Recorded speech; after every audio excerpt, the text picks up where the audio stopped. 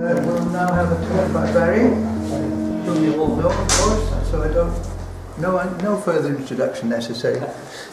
Thank you, Barry. Thank you, David. For those of you who were here in the spring meeting, if you like, this is part 2.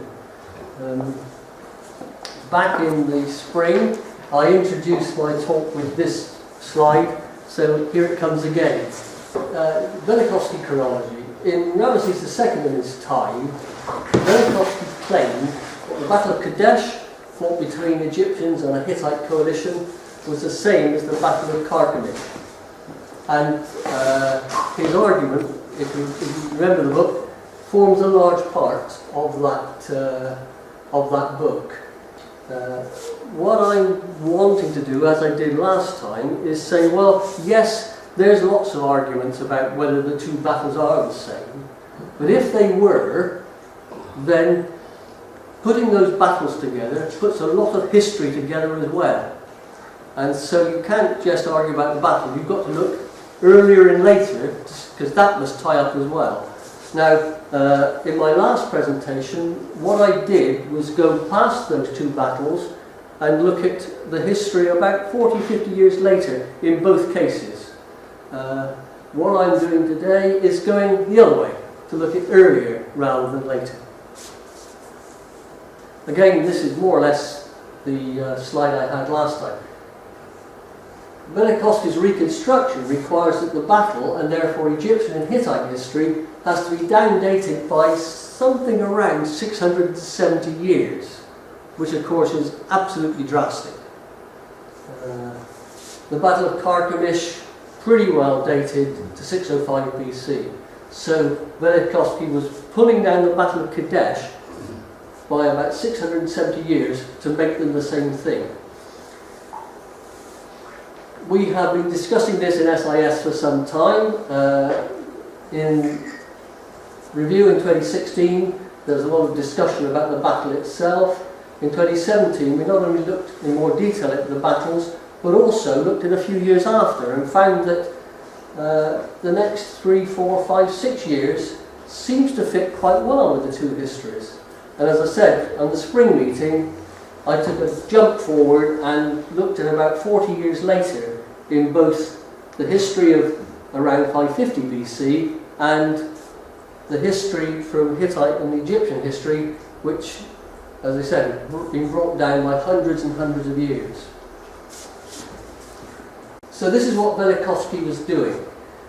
He was taking the Battle of Kadesh, usually dated about 1274 BC, and saying that's the same battle as Nebuchadnezzar fought at Carchemish in 605 BC.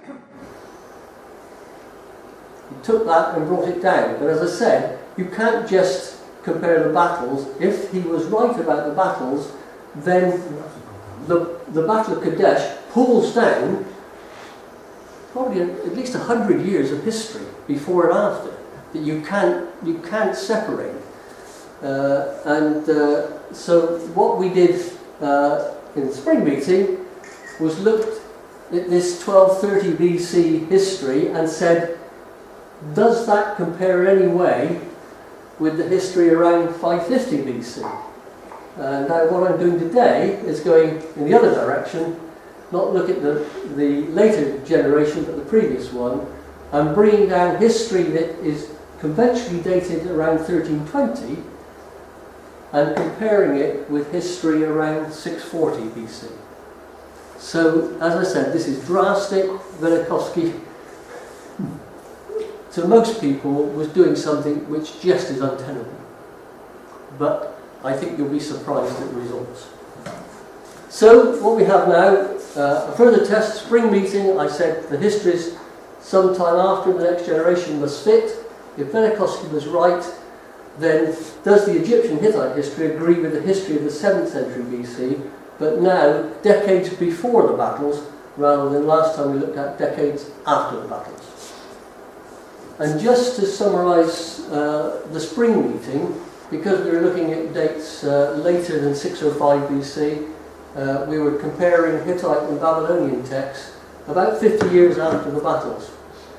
And all these things tied up in the two histories. We took the one from 1300 right down, placed it by around 550 BC, and we found that in both cases there was rebellion in southern Anatolia involving two specific places named in both the histories, and the various kings, Hittite kings, Babylonian kings, campaigned in Cilicia to put the rebellion down. In both cases Cyprus was threatened. There were also threats recorded to both south and north of Ugarit in northern Syria, around Hamath and the Amanus Mountains. We found that the Babylonian record actually talked of the army being both Babylonian, troops of Akkad, and Hittite troops. So that pulled the two histories together. And then two very distinctive things popped up. In both histories there was a fugitive with very similar names, and in both histories the capital of the Hittites at Hattusas was destroyed. In later times that city is called Pteria. Herodotus talks a bit about it as well, about destruction. So we put the two destructions together. So there was quite a lot that tied up.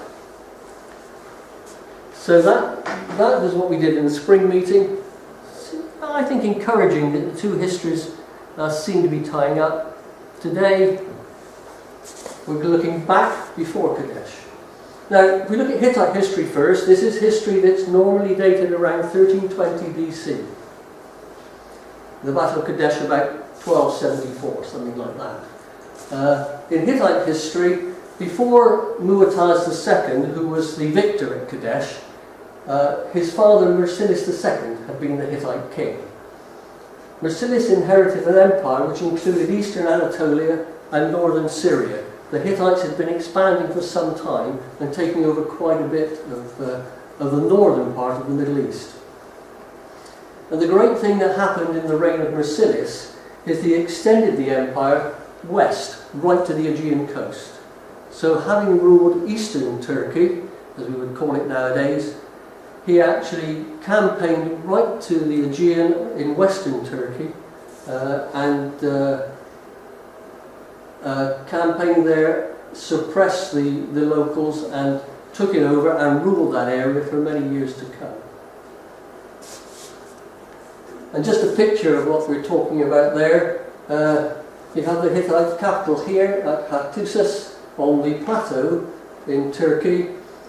The campaign of Mercilus took him right across to the west, and he mentions 2 or 3 specific places in the campaign, and that's why I've drawn it like that. It goes right through past Ephesus and to Mount Mycale, which sticks out into the Aegean, not far from pointing towards the island of Samos. So that's the general direction of Mercilus' campaign.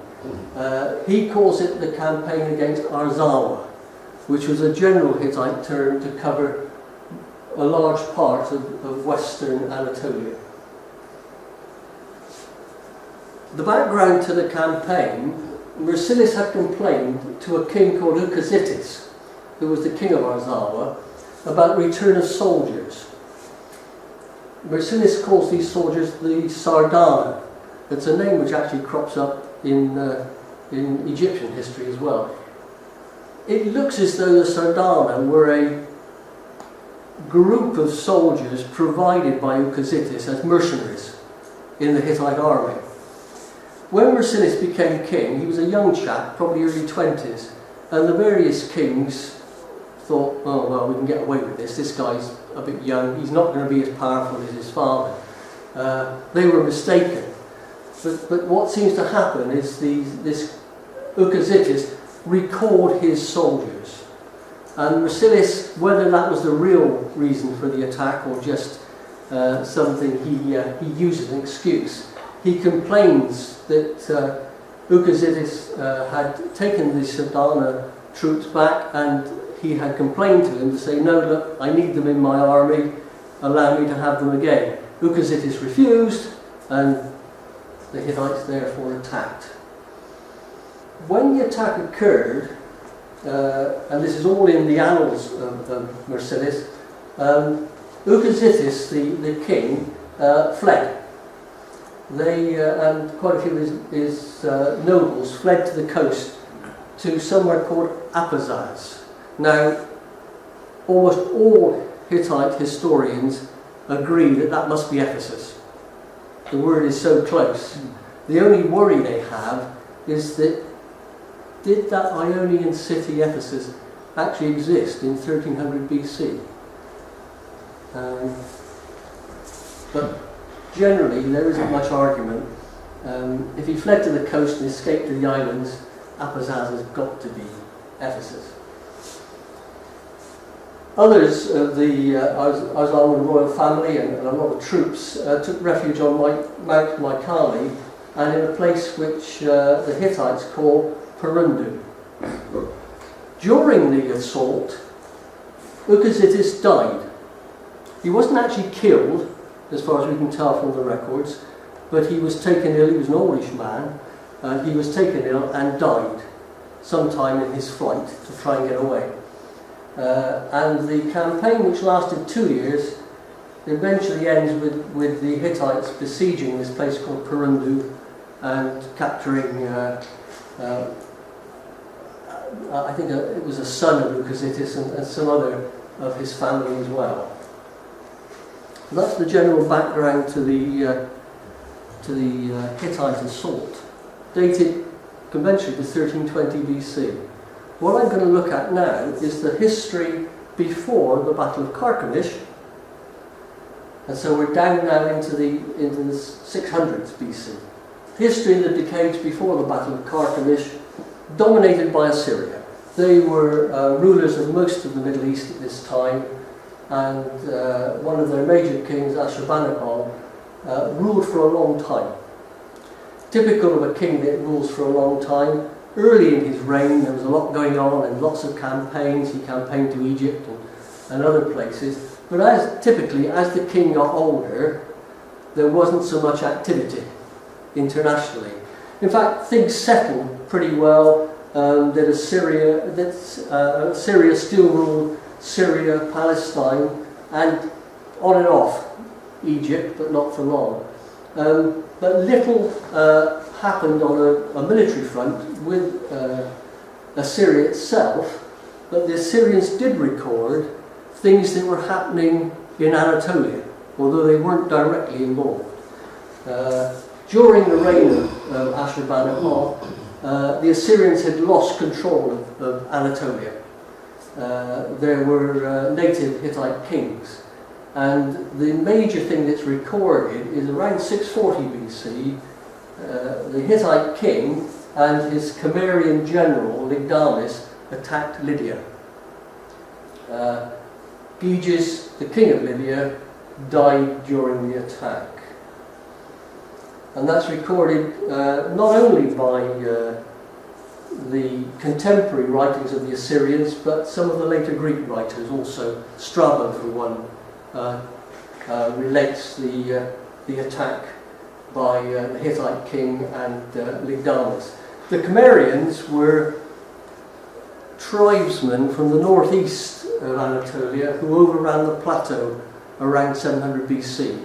Slowly they were brought under control and tended to work with the Hittite kings in a sort of loose alliance. The Hittite kings managed to get control of the plateau again and control of the Cimmerians, and the only famous Cimmerian we know is this chap which Strabo calls Ligdamis. So, 640 BC or thereabouts, Lydia was attacked, but also Ionia. This attack went right to the coast. And in fact, the two major places that are mentioned are Ephesus, where the Greek writer Callinus records the violence of the Cimmerians, and they attacked Ephesus and burned the sanctuary of Artemis at Ephesus. The only other contemporary recording about this campaign is from the Ionian town of Priene, which was at the foot of Mount Mycale, which shows quite clearly from an inscription that Ligdamis the Cimmerian was there from some time during the assault. A quick look at the two histories, one from 1320 BC, one from 640 BC, and we see there are some comparisons. The major event in both histories is an attack right to the west of Anatolia. In the Hittite history, it was caused by this breakaway of the Sardanas soldiers. We notice that in 640 BC, it was Lydia that was attacked, and the capital of Lydia was Sardis. Velikovsky noted that the name Sardana may be linked to Sardis. In both cases, Ephesus was attacked. As we said, historians are quite happy that the Hittite Apasaz is the same word as Ephesus. Something that historians don't pick up, but I will. We know the Cimmerians during the attack were at Priene. The city the Hittite text recorded that was besieged was Perundu. And I'll just note that those are similar names. And in both cases, during the assault, the king that was attacked died rather than he was killed in battle. So, on the face of it, there are a few similarities in the two campaigns. They both talk about similar places. Some of the names tie up, and the king died. So, the one on the left in 1320 BC is the main event recorded at that time in Anatolia. This one is also the main event that occurred in the decades around 640 BC. So, there's some similarity there.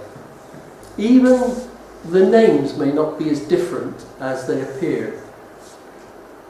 In the Hittite history, we have this, the guy who caused the trouble and got attacked, called Ukazitis.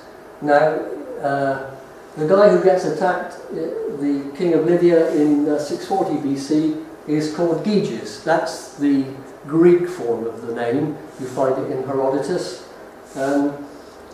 The form that's been found in contemporary writing is Gugu.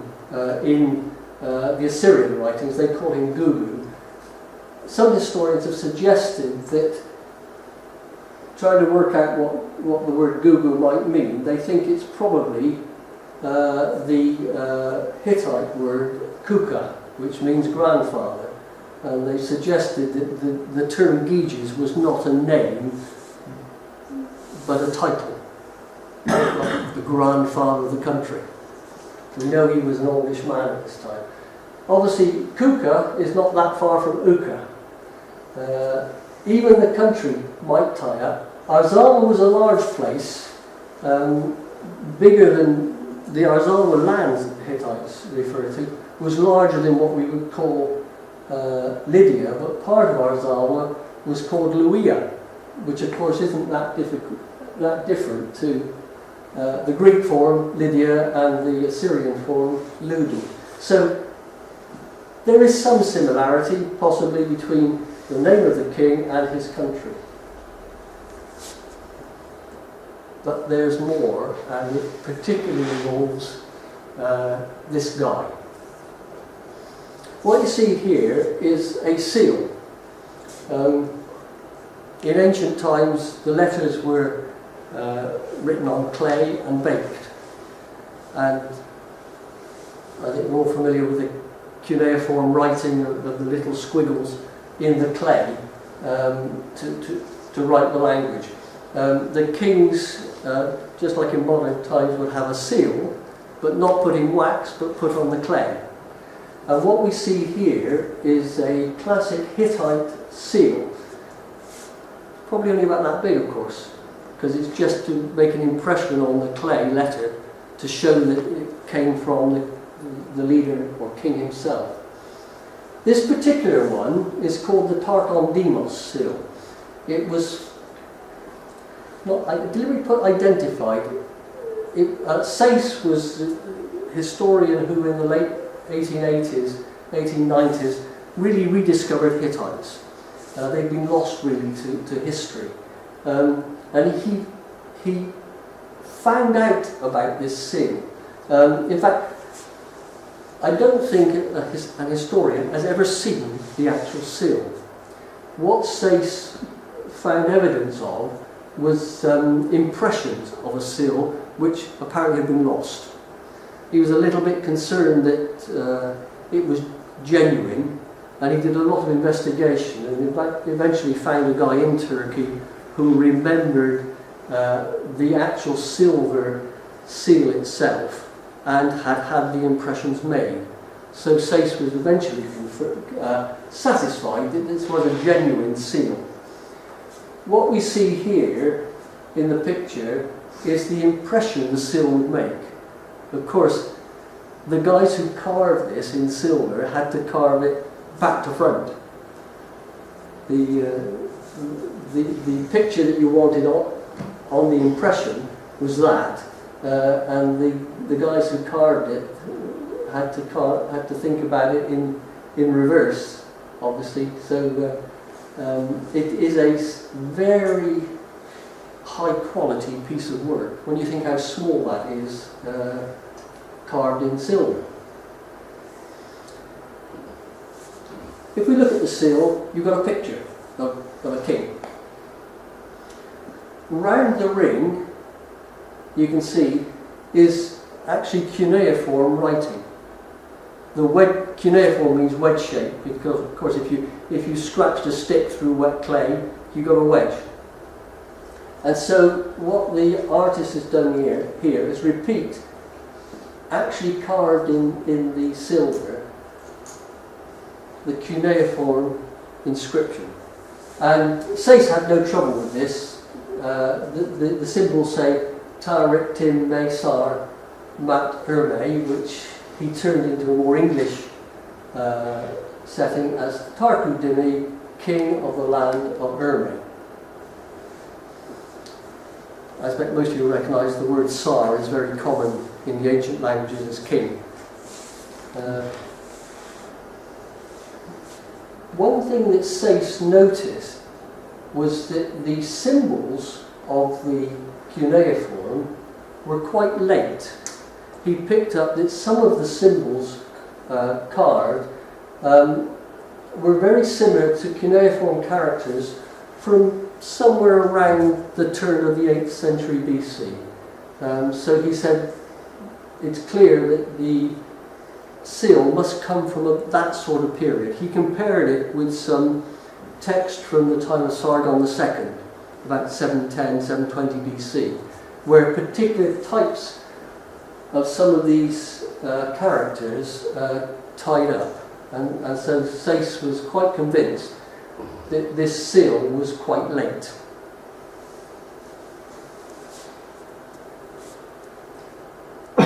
The other thing he agonised about was, where was Herme? There is a land called Herme, usually spelt with a U, occasionally with an A, Herme or Arme. It's the origin of Armenia. It's where the name Armenia comes from. Herme was a land just west of Lake Van in very eastern Turkey. Sayce thought, well, that's the most likely solution for Herme, but he was a bit concerned because where this seal was found, as far as he knew, was a long way from Herme. It surfaced in Smyrna, which is just north of Ephesus, which was hundreds of miles from Lake Van. Oliver Gurney, in his definitive book on the Hittites, includes a picture of the seal And in fact, that's strictly the seal and that's its impression. He includes it on in the plates in his book, showing various forms of Hittite art. And he put it on the same page as this, which is a large stone carving. And as you can see, pretty well identical. I think the only difference I can find between these two, between this and the carving, is the king's hand's a little more outstretched. Gurney made no comment. He talks about the seal and says finding it.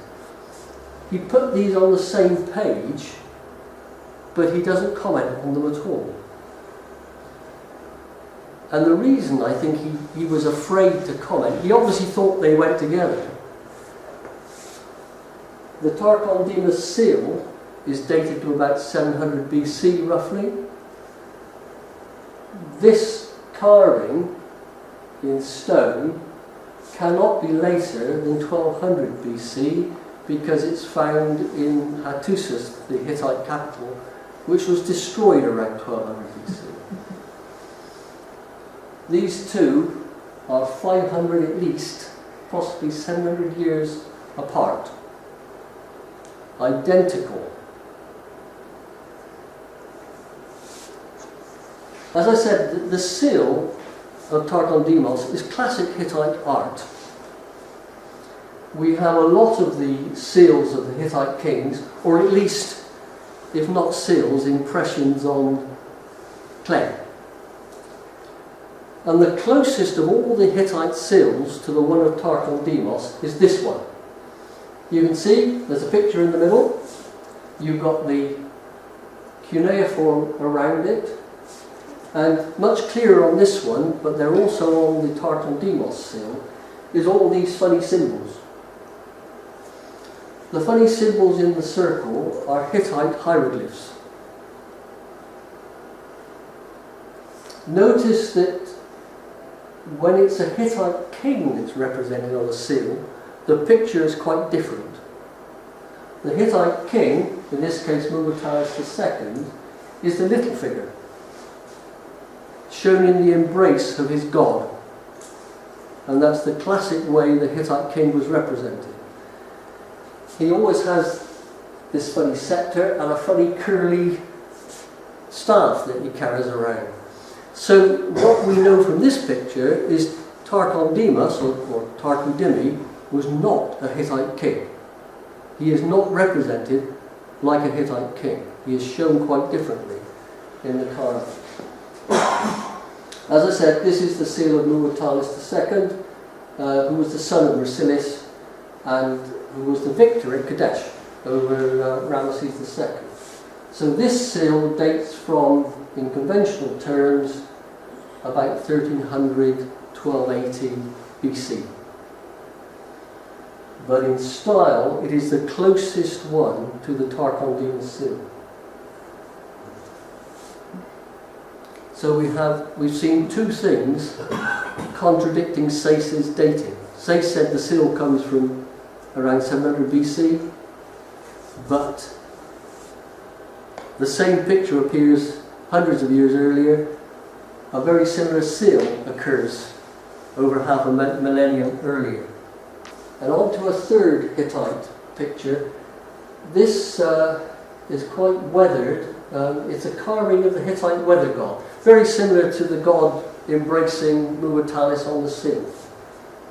Classic Hittite art in style.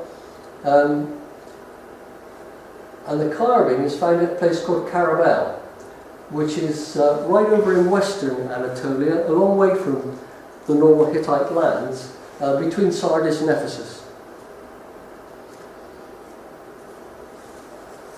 It's the Hittite weather god Tarhundas. There's an inscription in hieroglyphs which says, "I have won this country with my own shoulders."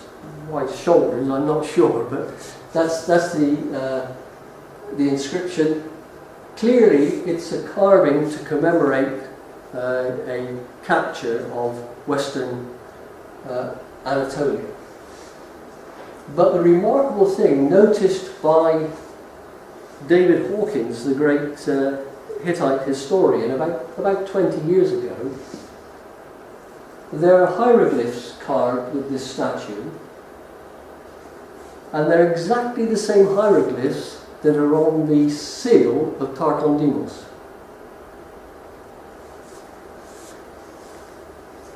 Hittite historians still can't decipher those hieroglyphs. They don't know exactly what they say. You would think they would say the same as the cuneiform, which says Tarku-Dimi, king of Urme. They think the hieroglyphics say Tarku, but they're not sure about the rest. And they still don't know, but whatever they say, those hieroglyphs, that group of hieroglyphs on the Tarku-Dimi seal are identical to the hieroglyphs, presumably because of the chap that had this carved. But the trouble is, again, there's 700 years between them. So we have this seal dated to around 700 BC because of the cuneiform letters, but 3 issues that are saying it must be much, much earlier, 600-700 years earlier. Let's go back and just look at the evidence around 640 BC. Ligdamis, the Cimmerian, who Strabo talks about, typical Greek writer, corrupts the name quite badly. Herodotus was great at that. Herodotus' forms of names always seem quite different to the ones we know. Ligdamis, the Cimmerian, who conquered Lydia and Ionia with the Hittite king in 640 BC, wasn't actually called Ligdamis. His real name is Tugdami, king of Guti. And this is recorded contemporary writings while he was alive by the Assyrians, who he was a pain in the neck to the Assyrians, and they record various texts about him, none of which are complimentary. So the actual real name of the Cimmerian who attacked Gyges and Ephesus and was known to be in Priene wasn't actually called Ligdamis, he was called Tugdami. The interesting there, of course, is Tugdami is very close to Tarku-Dimi. In fact, it's so close it's got to be the same name. And the other thing, the Assyrians called Tugdami king of Guti. Now, the Assyrian land of Guti, or strictly Gutium, Guti were the people, Gutium the place, is actually the same as Urme. Urme is a name used by the Urartians. So, if you look closely at this Ligdamis, the Cimmerian who attacked Gyges, he was actually Tarku-Dimi, king of the land of Urme. So, it's got to be a racing certainty that the Cimmerian general who was heavily involved in the attack on Gyges, actually it's his seal. Forget all the other problems of 700 years difference and whatever. If you just take the seal, which is of Tarku-Dimi, king of Urme, then it fits perfectly with Tugdami, king of Urme. The Cimmerians settled in Urme in the 7th century BC, so we would expect a king of Urme in the 7th century to be a Cimmerian. So it all fits rather well. We also know that the seal was found at Smyrna, close to Ephesus, just where Tugdami was attacking the Ionians. I think if you forget all this problem with links with Hittite art and dating, if you just look at the 7th century stuff, there can be little doubt that that seal belongs to the Cimmerian general. Of course, the great problem is his identical monogram is found on stone at Hattusis, at least 500 years earlier. His seal, and the most similar one to it, is that of Muwatallis, 700 years earlier. The hieroglyphs on the seal of Tarkudimi are identical to the ones found on the sculpture between Lydia and Ionia, and it's 700 years earlier. There is no way to reconcile the data conventionally. When you look at this, conventional historians have to argue that in 640 BC, Tarkudimi conquered Ionia, attacking Ephesus and Priene. Priene, as seal of Tarkudimi, dated in this time, was found right there in Smyrna. But the identical monogram of Tarkudimi was carved in the Hittite capital at least 500 years earlier. In 1320 BC, roughly, someone with the identical hieroglyphic name also conquered Ionia, attacking Ephesus, and somewhere else with a very similar name to Priene. I think it's very difficult to justify that. The coincidence is incredibly strong.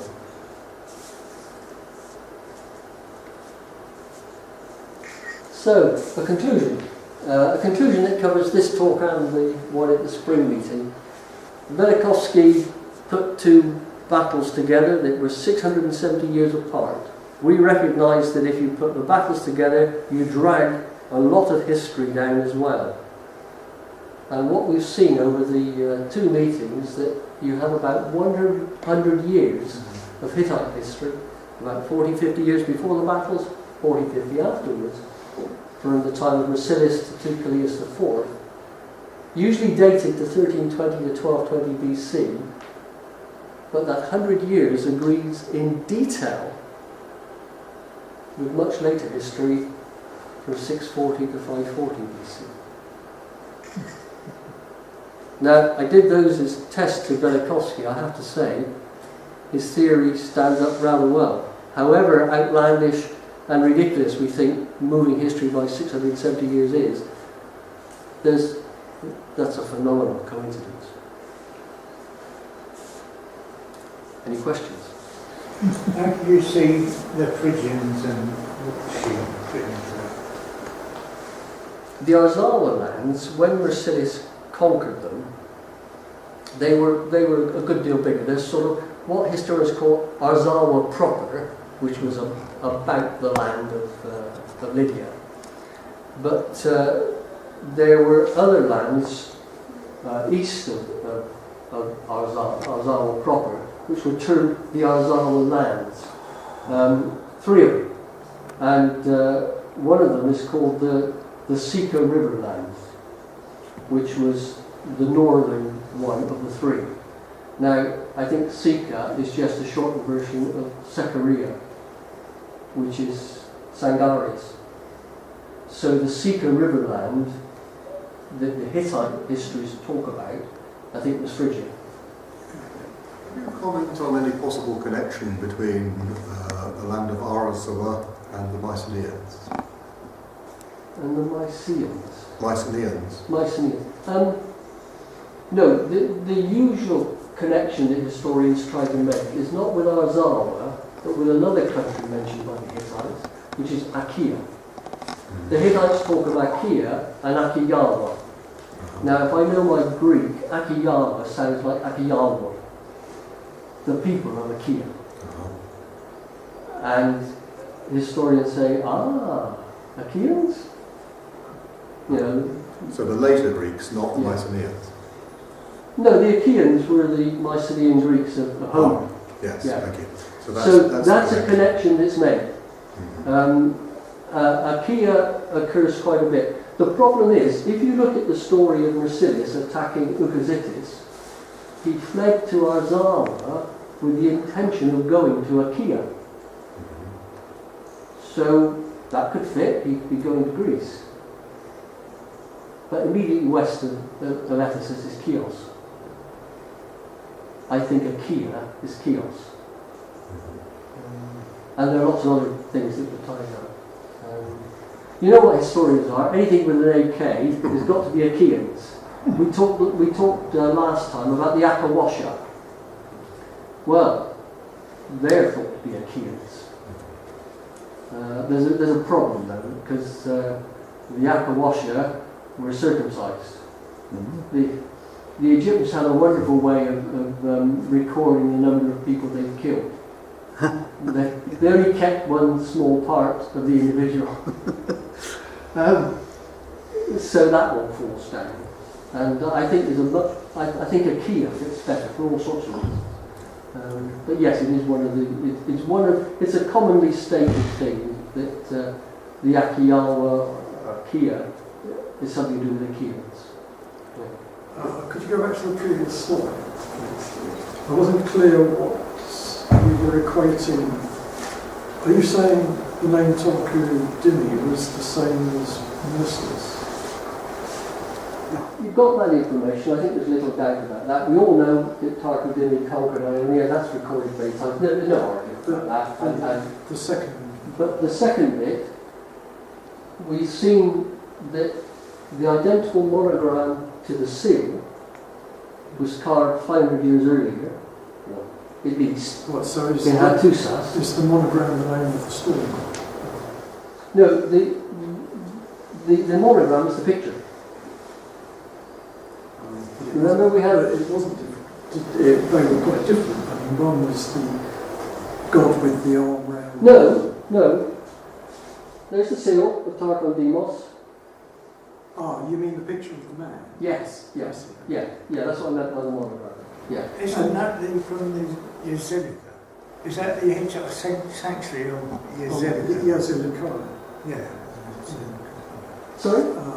I don't think it is. I think that's a separate piece of stone. Yazlikai, no. Yazlikai is about half a mile from Hattusas. This is actually in Hattusas, in Bugos Koi, the site of Hattusas. Yeah, it is. Yazlikai is a subject on its own. Okay. You quoted Sace as saying the cuneiform was 8th, 7th century. Have you got any more recent reference saying that? No. Nobody disagrees with that, but where historians have tried to do anything about this seal, they're inclined to say it's got to be early. Because you've got this, and you've got the comparison with the seal of Numatalis, and you've got the hieroglyphs around here being exactly the same as the Caravelle inscription of the weather god. So you've got those three things that historians take as counterbalancing Sace's argument about the cuneiform. So they tend to say, well, if we're going to do anything, about the only person who's done anything about this is David Hawkins.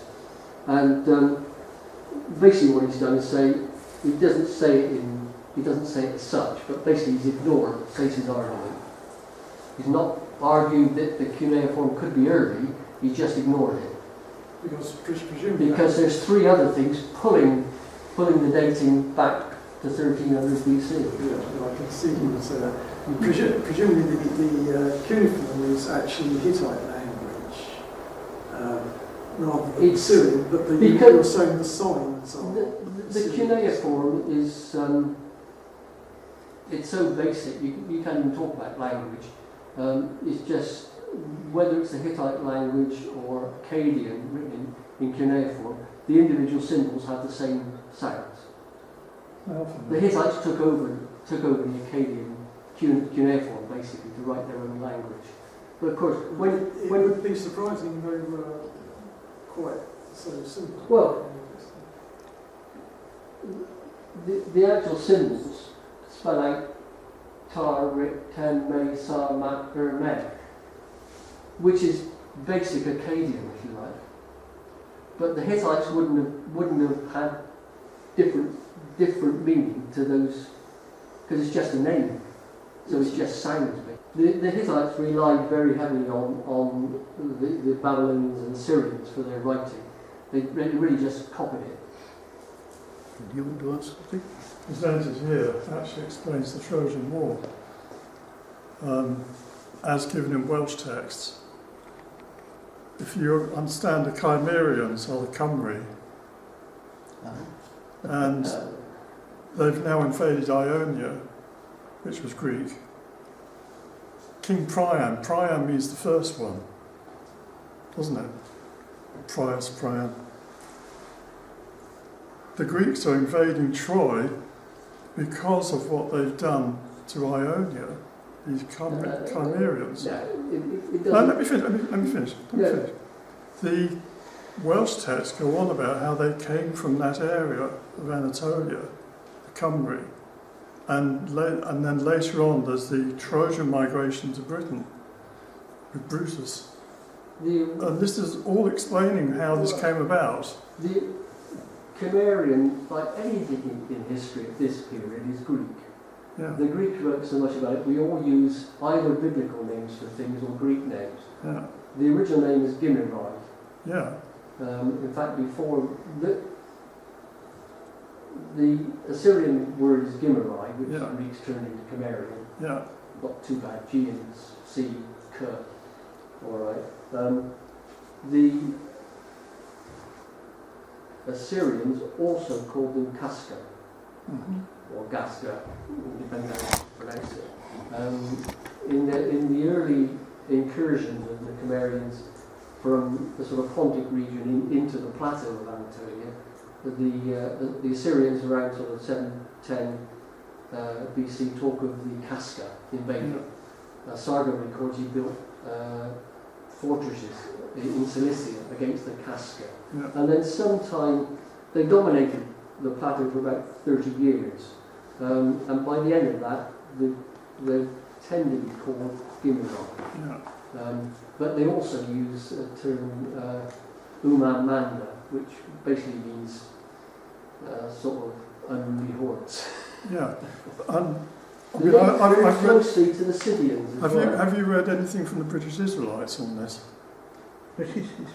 These people that you're talking about, the Gimmerai, the name comes from Beth Omri, who was a king of Israel, and they were transferred by the Assyrians in 721 up to the Caspian Sea area. There was rebellion in the Assyrian Empire, and during the chaos that followed that, they escaped and went westwards into Anatolia. And these are the people that you're now talking about. Generally thought that the Cimmerians came from further north in the Caucasus. Well, I'm just telling you that this other theory. Well, certainly This there's a theory explains that the Welsh you're right, legends. there's a theory that the Israelites disappeared somewhere up there. Yeah, and then where did they go? Well, they came westwards and ended up in Wales. That might be so. Very nice idea. Welsh Cimmerian. Achos the Cymru Odwi. I'm Welsh.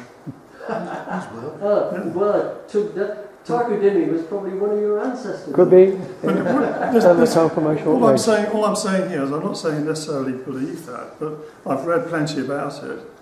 But it would explain the Trojan War if these people had invaded the Aegean area and the Greeks came across to get it back. And if this king Priam that we hear so much about, Priam means first. I know they got their genealogies back to Dardanus and all of that. And if the word Troy, actually I think, or the Troad, means the triangle land, because if you look at where Troy is, it is actually shaped like an equilateral triangle. So you have an explanation then for why we had the Trojan War, and you've got the date. It must be after this. It's much later than they think. Trojan War was 50 years earlier. The Trojan War has to be earlier than this because by 700 BC or just after, the Aeolians were believed they lived in Troy, Ilion. So the Greek settlers, the Aeolians, were in Hisarlik by about 700 BC, spouting about Homer. So Homer has to have written before then. Yeah, well, I don't know about that, but yeah, we can play the dates. But I'm just saying this would explain it beautifully. Why they attacked Troy the way they did. They were kicking these people out. But From Ionia, I think, is the original Greece. If you want to call the attack on Troy reasonably late, then it could well be argued that it's an early stage in the Greek colonisation of that area, because by, as we said, by 640 BC, all that western Aegean coast, western Anatolia, is referred to as East Greek. East Greece, I'm not disputing that. All I'm saying you've got is, the Ionians already there. yeah. And then they've been attacked by these people. So you wouldn't get Greeks attacking Aeolians who were Greeks. No, they would attack. So They would attack these Troy must Chimerians. predate the Aeolian colonisation of northwest. No, you're not quite understanding what I'm saying. I'm sorry to keep holding you up, but what I'm saying is there were Greeks in Ionia, right? And then these Chimerians come across and they conquer it, right? And then they build it all, they take over Troy.